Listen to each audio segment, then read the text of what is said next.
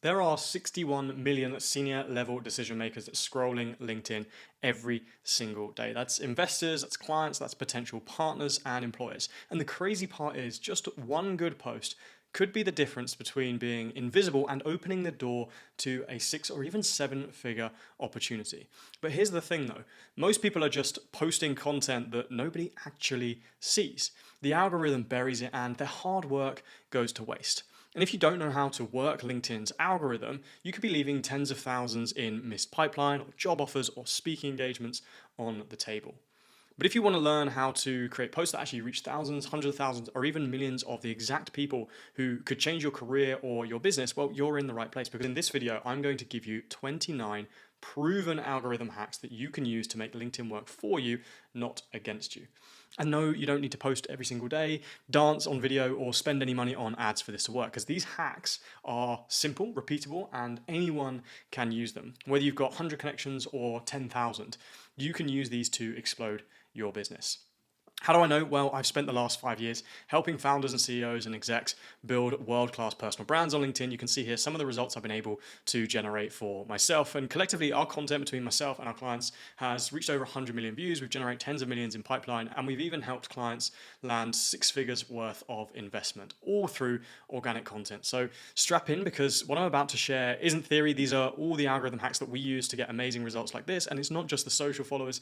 It's things like qualified appointments booked in our calendars. Sure, the social followers are nice, but actually having appointments in our calendars matters the most. And really, this all starts with actually understanding LinkedIn's algorithm and how it works. Because once you understand this, you can work with LinkedIn rather than feeling like LinkedIn is working against you. So LinkedIn algorithm works in the following way. This is actually directly from LinkedIn.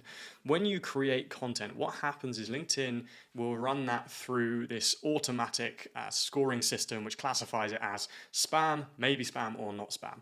I'm going to presume you're going to pass that spam filter because there's no reason why you shouldn't, unless you're intentionally trying to not pass it and you're posting clickbait or abuse. Why would you do that? It might go to a human review if it's on the border of spam or not. For example, if it thinks it might be clickbait or there's something in there that's on the nose, it will go to a human review. But I'm going to presume, for argument's sake, that you clear this spam filter. What's going to happen is your content is going to be displayed to your first degree connections or your followers. So people that actually follow you, people that you're connected with. It's not going to go to all of them all at once. It's going to go to a subsection of that audience. And what LinkedIn's going to do is it's going to monitor the engagement signals that those people give on the content. Now, what I mean by engagement signals is things like likes, comments, reposts, and also dwell time.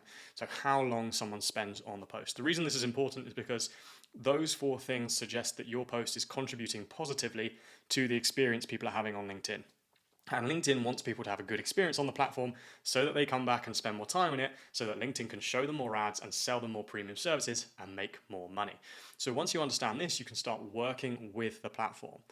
Based on those engagement signals, if the signals are strong, it will detect virality. It will go through another human review to make sure it's not spam before it is then displayed to lots and lots of people. And then this cycle essentially repeats with your post being shared to more people within your network and then your second degree connections and so on.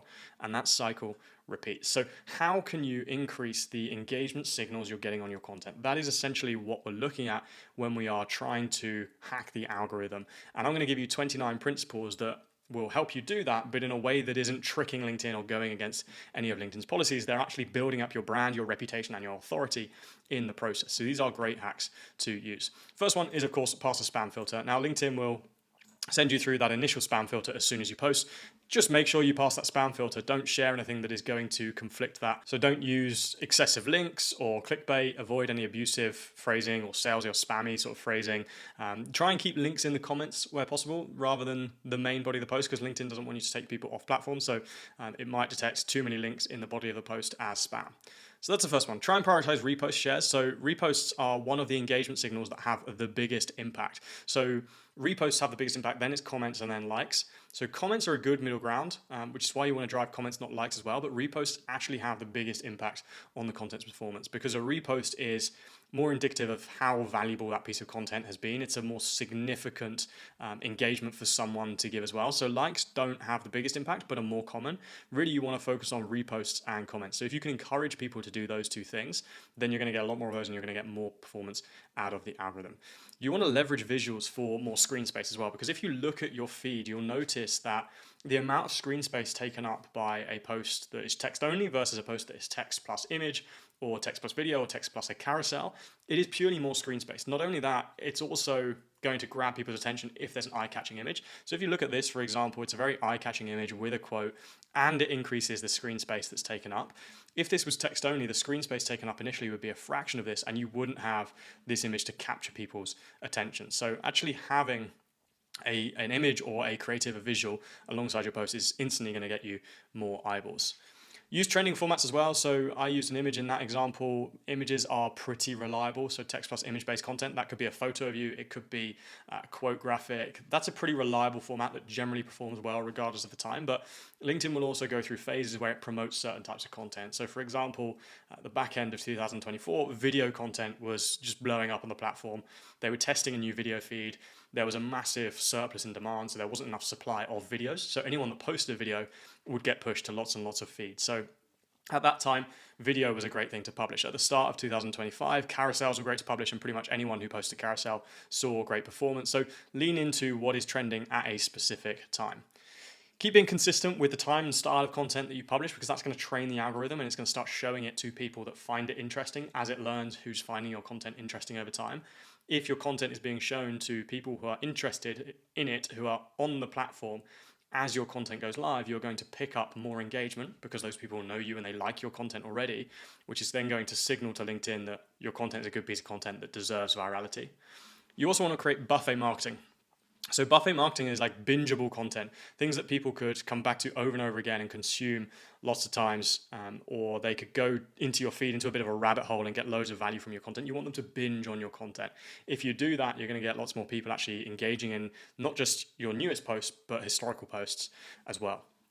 Try and build authority in the hook. Now, authority in the hook gives you credibility and it gives people a reason to trust you. So if I show you this example here again, you can see it says how I build highly profitable LinkedIn accounts. This is one area where I'm building authority because it suggests that I do this for a living, right? If I said how to build highly profitable LinkedIn accounts, the question on someone's mind might be, why should I listen to you? Like, how do you know? But the fact that I said how I build it suggests subconsciously that I do this for a living. I've done it a number of times and you should listen to me. I back this up by then saying I've been doing this for 5 years for myself and clients. Therefore, you should probably listen to me. That gets people hooked into the post, more likely to consume it, more likely to actually digest and understand what I'm saying with a lot more intent, and therefore more likely to like or engage. You can also use engagement loops. So engagement loops are where you get people to comment a certain thing in order to get access to something else. So if you have a lead magnet, for example, rather than just giving that lead magnet away or teaching the contents of it, you can write a post that promotes the value of that lead magnet and then say something along the lines of, comment me in order to get access. What's going to happen is you're going to get loads and loads of people commenting me. What does that do in the algorithm? Well, we know it increases the engagement signaling on that post, and the post is likely to pick up virality. What you can then do is go back and send a DM to everyone with the whatever you've promised to give them in exchange for them commenting, and everyone's happy. You also have loads and loads of comments saying me, which everyone's in the feed is going, why is everyone commenting me on this post? They check out the post, they see the value, they comment me, and it creates this viral loop of engagement. Don't use clickbait in your promises. So we know that clickbait can get filtered as spam. And to be honest, if you constantly promise things in your hook, so the first 2 lines of the post that you then don't deliver on, well, people are going to start to see you as someone that doesn't deliver on their promises. So for example, this hook here, it's quite a big promise I've made, how I build highly profitable LinkedIn accounts. So it's really important that in this post, I deliver on it. And actually the post here is the rest of this post. And you can see I really delivered on that promise. I shared a 7-step system with loads of details. So you want to make sure you're not providing hooks and then actually not delivering on the promise you've made. So that's really important for building up a reputation as someone that posts valuable content. Don't have clickbait promises that you can't deliver on. You also need to rehook mid-post. So the hook is the first couple of lines of the post where you grab people's attention, you get them in from the feed, and you give them a reason to consume your content specifically. Because realistically, they've got thousands of pieces of content in their feed that they could engage with. Why should they engage in yours? That's what the hook does at the start of the post. But people's attention span starts to tail off as they read the content. So you need to continuously rehook them in so that their attention is back in. And you can actually get them to consume the whole post, because if they consume the whole post, well, they're far more likely to actually engage with it. Let's see if we've got an example. So even just things like having, here's my 7-step system, is going to re-engage people and get them to pay a bit more attention because they know the value that is coming back at them. The next thing is to use specific numbers and lists. So this is a great way to condense potentially complex or a lot of information down into something that's digestible. If your content is not easy to consume, people will not consume it because there's another post underneath yours that's really easy to read. And our brains always take the shortest path, the easiest path. So you need to make your content easy to consume. It doesn't matter how much value is packed into it. If it's difficult to read, people won't do it.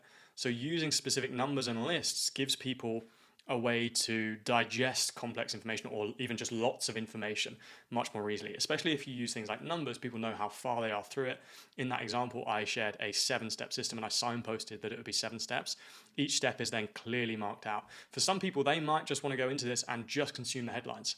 And they could get value from it. So they could just find the signposts, start positioning, not posting, build your authority stack, master the 3 content framework, and they can get value from this. For those that want to go a little bit deeper, it's really easy for them to do. And even here, I've used lists to simplify what would have been long, complex sentences for people to consume. This is not an essay, right? It needs to be really simple for people to digest. You want to encourage debate in your content as well, so don't be afraid to take a stance and be off the fence. If you constantly sit on the fence and don't take a side, it's going to be very difficult for people to agree or disagree with you. Actually, people who get off the fence and have lots of people that agree with them also create a lot of people that don't agree with them, and that's fine because that creates healthy debate in the comments.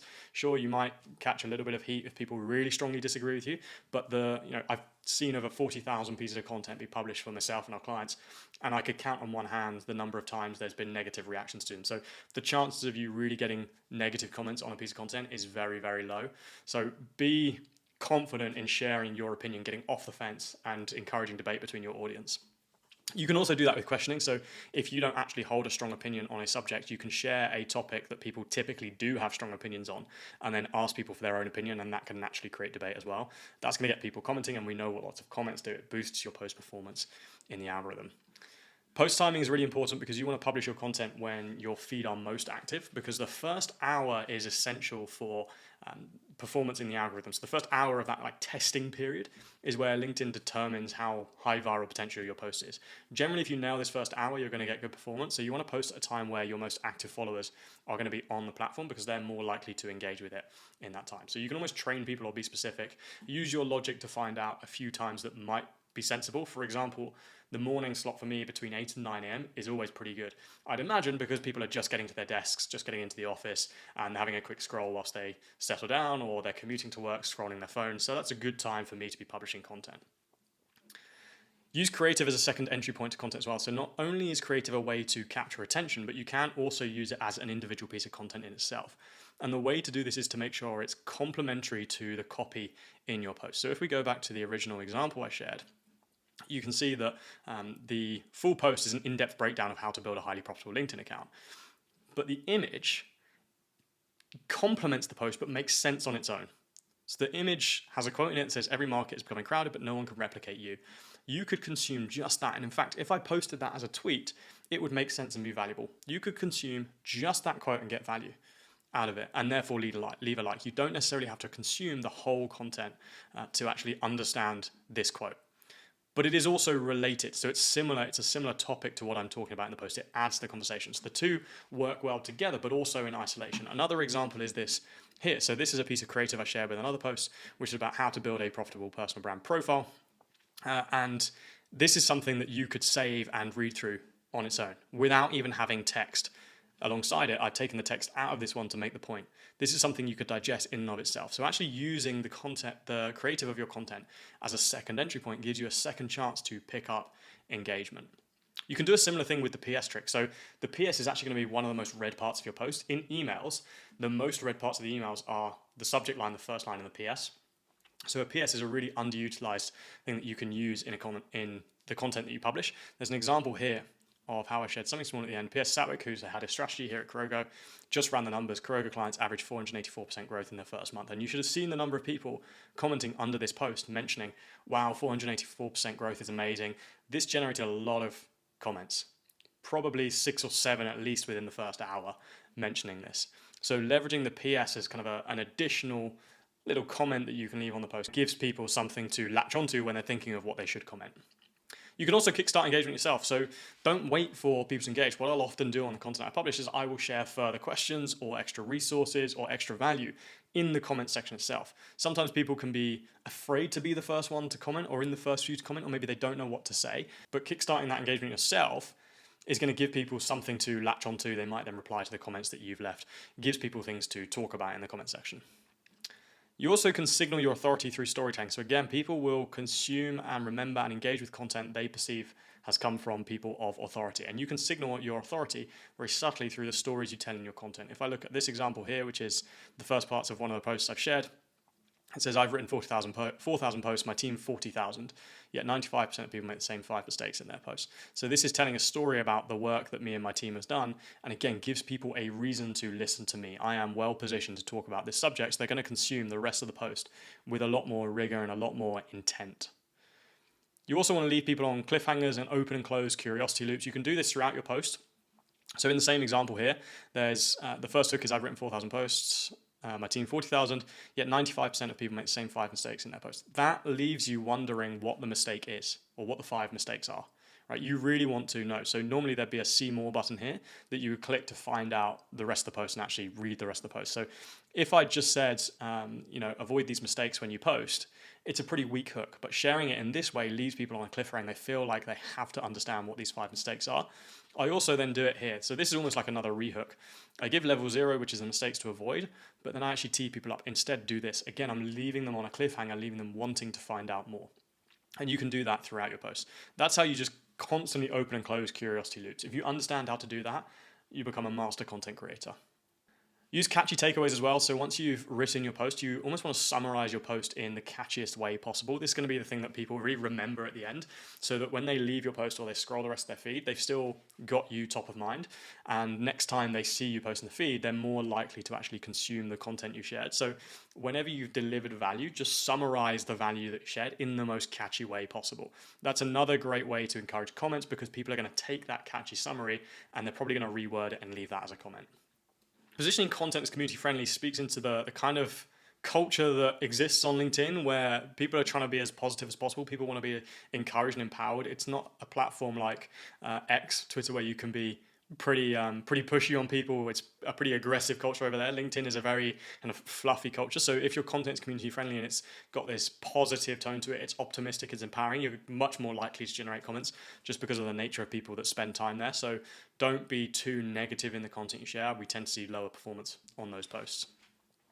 Use polarizing angles. So again, don't always sit on the fence. You should be taking a side, and you should be talking about topics that people feel particularly strongly about, because the stronger someone feels about it, the more likely they are to comment. Think about it in real life, right? If you overheard your friends having a discussion and you felt really strongly about the matter, maybe one of them was breaking up with their partner and you had a really strong opinion on it, you're probably going to chime in. But if they were talking about something that you just didn't care about, well, you'd probably just stay quiet. You wouldn't engage in that conversation. Having things that people feel really strongly about, and yourself having a polarizing opinion on them, is going to get people either commenting to agree with you or challenge you, and that's a good thing. That's what you want on the platform. Show how you were like your audience as well. So people want to consume content from people that were like them and have got to where they want to be. And you are always best positioned to serve the person you once were. So showing people how you used to be like them, now you've achieved their results, is going to get them bought into you and your story, and more likely to consume advice from you specifically, and therefore more likely to like and comment and share it. You can also post your greatest hits, your top performers, over and over again. Think about your favorite musician or band. If you went to see them at a concert, you wouldn't want them to just perform new singles that you've never heard before. You'd want them to perform your favorite songs, the greatest hits, over and over again. And LinkedIn is kind of the same. You don't always have to share new content every single time. If you've had a piece of content that performs well, that's something that people are interested in. You should repackage and repurpose it and share it again. And I've got a great example here. This is an original post that I shared on Mr. Beast, which got pretty good views. We got 71,000 impressions on this. It was pretty popular amongst my audience. It was about how he took through 453 videos before he went viral.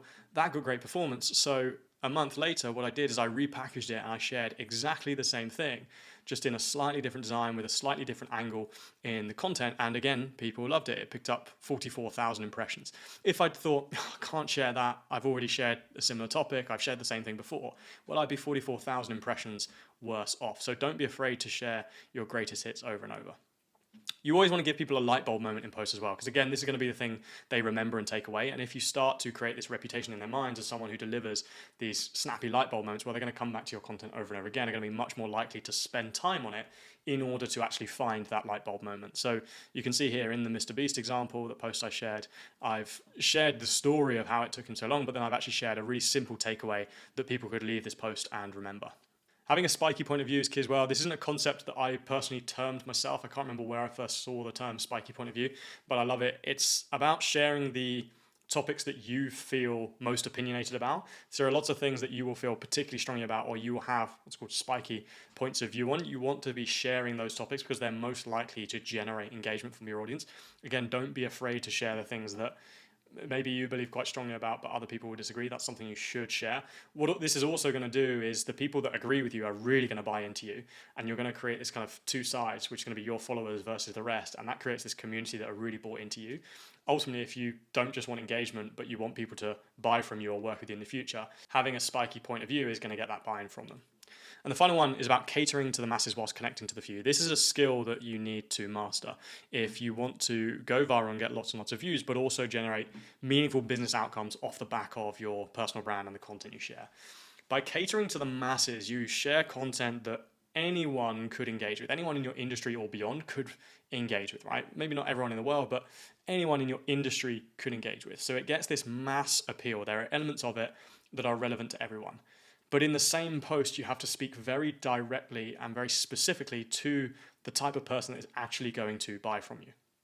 And that's a challenge that a lot of people don't master. If I show you the example with the Mr. Beast one, Mr. Beast is a pretty notable figure. Everyone knows who he is, so it's going to get mass engagement from my audience because it's a topic everyone's interested in, and it's a relatively accessible post. You don't have to be a 7, 8, or 9 figure CEO or exec or founder to learn from this post, right? They're the people that ultimately are going to buy from me, but you don't have to be one of them to engage with the post. However, this post is also speaking directly to those people because it's showing them the power of having an audience and why they need to be consistent in sharing content for a few years back to back, which is exactly what I help them do.